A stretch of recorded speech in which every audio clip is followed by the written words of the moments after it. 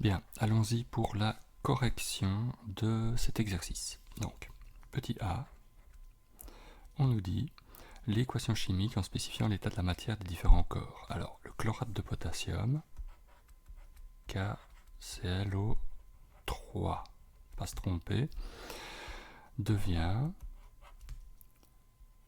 du dioxygène, O2, et du chlorure de potassium, KCl.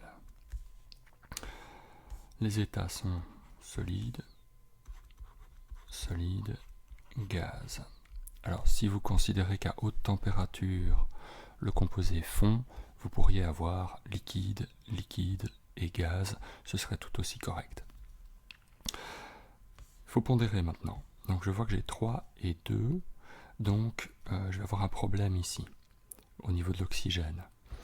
Ce que je vais faire, c'est que je vais essayer de trouver un commun multiple. Alors, si je mets x2 ici, j'obtiens 6 oxygènes, donc ça me fait 3 ici. Parfait. Alors, je vois que j'ai 2 KCl qui apparaissent, donc 2 KCl. La question A est maintenant terminée. Attaquons la question B. Alors, dans la question B, on demande la masse de réactif, c'est-à-dire la masse de KClO3. Ce que je vais faire, c'est que je vais écrire le petit tableau algébrique d'évolution de la réaction, ce qu'on appelle le tableau d'avancement. Au départ, je n'ai pas de produit et je n'ai que le nombre de moles de KClO3. Alors, ce nombre de moles évolue au cours du temps et j'obtiens en état intermédiaire KClO3 moins 2x, 0 plus 3x, 0 plus 2x,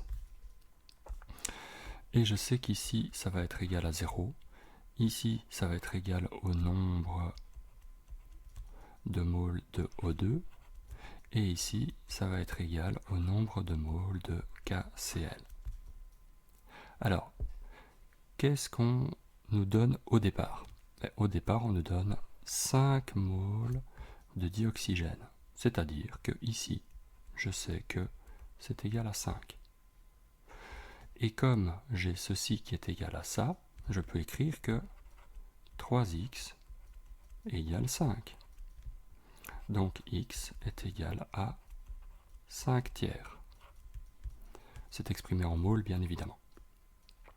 Je peux donc, grâce à cette valeur, calculer le nombre de moles de KClO3 nécessaires au départ, puisque n KClO3 moins 2x égale 0, je peux écrire que n KClO3 égale 2x et donc égale 2 fois 5 tiers, ce qui me donne 10 tiers de moles. La question était quelle masse de réactif, donc je vais devoir utiliser m KClO3 égale n fois la masse molaire de l'espèce. Dans ce cas-ci, n 10 tiers fois la masse molaire de KClO3, et la masse molaire de KClO3, je l'ai déjà calculée, elle vaut 122,5 grammes, donc je fais fois 122,5 grammes par mole, et ça me donne 408, alors 408,3, mais comme nous ne prenons que 3 chiffres significatifs, 408 grammes suffisent. La réponse au problème est